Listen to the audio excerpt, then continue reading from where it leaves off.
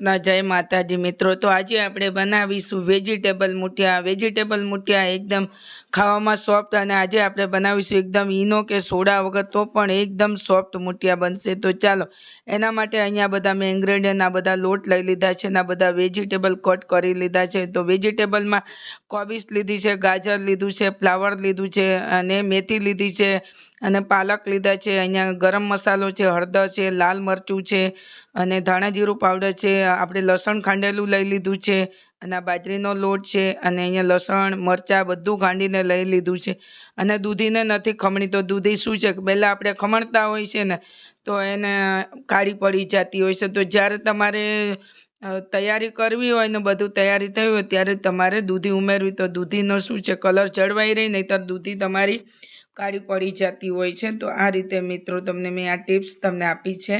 તો જ્યારે તમારે બધી તૈયારી થઈ ગઈ હોય ને દૂધી, ત્યારે તમારે ખમણવી। તો દૂધી હવે ખમણાઈ ગઈ છે, એની અંદર ઉમેરી દઈશું અહીંયા અડધો બાઉલ આપણે પાલક લીધી છે, અડધો બાઉલ મેં અહીંયા મેથી લીધી છે, મેથીને પણ સારી ઝીણી ચોપ કરી દીધી છે, અને 2 ફૂલના લીધા હતા એટલે ફ્લાવર લીધું છે અડધો કપ જેટલું, અને અડધો કપ આપણે કોબીજ લીધું છે। અને આ બધા વેજીટેબલ આપણે ઉમેરીને વેજીટેબલને આપણે એની અંદર પાણી ફૂલ ભરપૂર હોય છે, તો શું છે આપણે મીઠું ઉમેરીને એને પાણી છૂટે ત્યાં સુધી એને આપણે મીઠામાં ભેળવી લઈશું। એટલે મીઠું અંદર મિક્સ કરીશું ને એટલે વેજીટેબલ પાણી છૂટે છે, એટલે શું છે કે એના વેજીટેબલ ભાજીની ક્વોન્ટિટી ઓછી થઈ જતી હોય છે। તો એટલે આપણે મીઠું આ રીતે લગાવીને પાણી છૂટે એટલે શું છે આપણે જ્યારે લોટ ઉમેરીએ ને એટલે લોટમાં આપણે ઉમેરવાની ખબર પડે, એટલે આપણે આ રીતે એને મિક્સ કરી અને થોડી વાર માટે મૂકી દઈશું। એટલે હવે ચાલો એમાં આપણે મસાલા કરીશું। મસાલામાં અહીંયા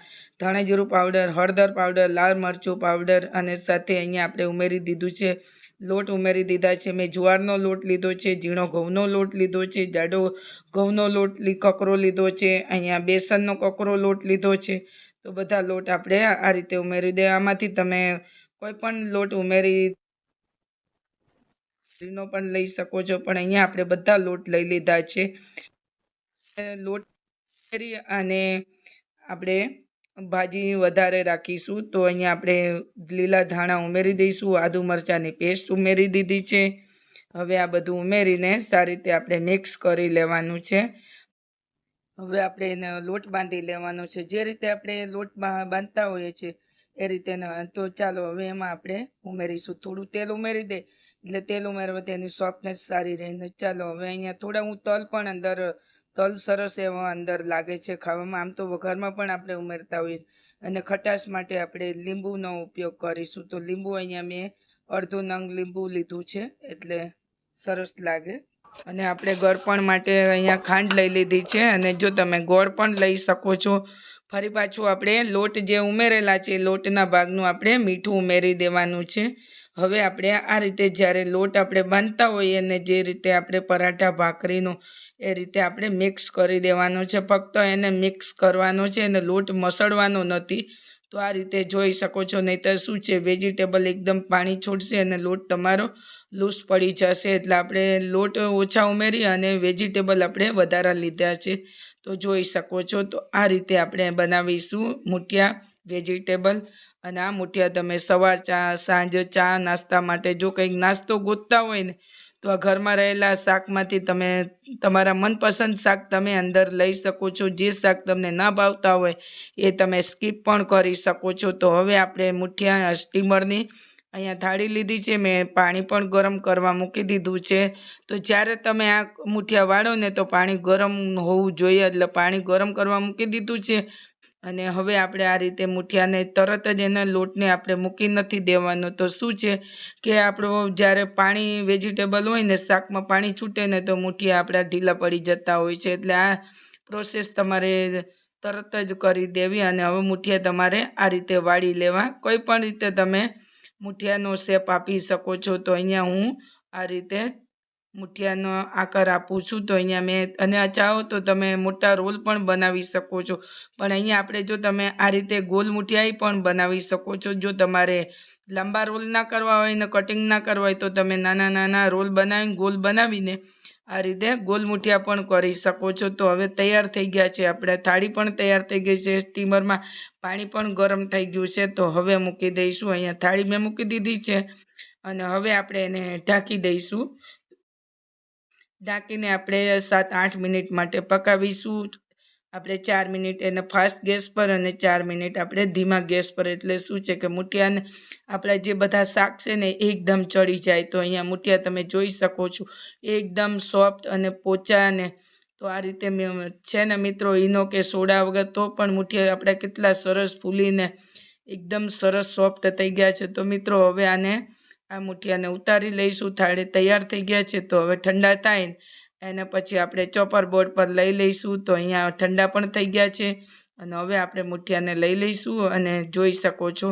તો અહીંયા બીજા ગોલ મુઠિયા આપણે નથી કાપવાના, જે લાંબા મુઠિયા છે એને જ આપણે તો જોઈ શકો છો. હું તમને કટિંગ કરીને બતાવું છું. તો એકદમ જ કટિંગ થઈ જાય છે અને સોફ્ટ. જો તમને આ રીતે એમ જ ખાવા હોય વઘાર્યા વગર તો પણ તમે એને ખાઈ શકો છો. તો હવે આપણે કઢાઈ મૂકી દીધી છે અને વઘારીશું. તો વઘારમાં મેં અહીંયા તેલ લઈ લીધું છે 1 ચમચા જેટલું અને હવે આપણે આ રીતે બધા કટ થઈ ગયા છે, જોઈ શકો છો. તેલ ગરમ થઈ ગયું છે તો એની અંદર આપણે રાઈ 1 ચમચી ઉમેરી દઈશું.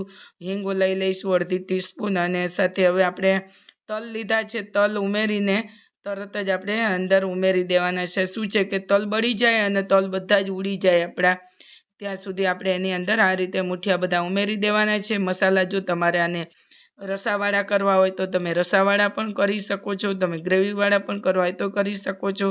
તો મિત્રો તમને આ રેસીપી જરૂર પસંદ આવી હશે. તો મિત્રો તમને જો વિડીયો પસંદ આવી ગયો હોય ને તો એક લાઈક જરૂર આપી દેજો. તો ફ્રેન્ડ, તો શું છે કે જ્યારે અમે આ વિડીયો બનાવતા હોય ને ત્યારે અમને ખૂબ મહેનત લાગતી હોય છે અને અમે તમારા સુધી પહોંચાડીએ છીએ. તો ફ્રેન્ડ્સ, જરૂર એક લાઈક આપી દેજો અને તમારા ફ્રેન્ડ અને ફેમિલીમાં શેર કરજો. તો શું છે કે અમને રેસીપી બનાવવાનું પ્રોત્સાહન અને ઉત્સાહ જાગે.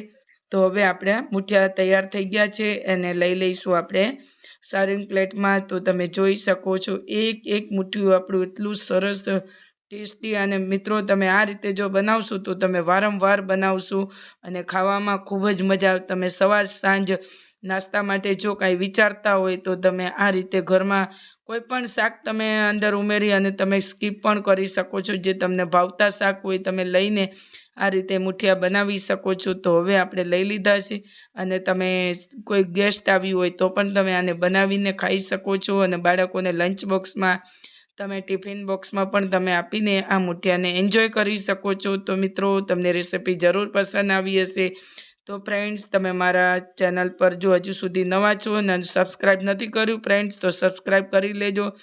તો શું છે કે મારી આવનાર રેસીપી તમને એનું નોટિફિકેશન મળતું રહે. તો મિત્રો ફરી મળીશું આપણે નવી રેસીપી સાથે. ત્યાં સુધી મિત્રો આવજો.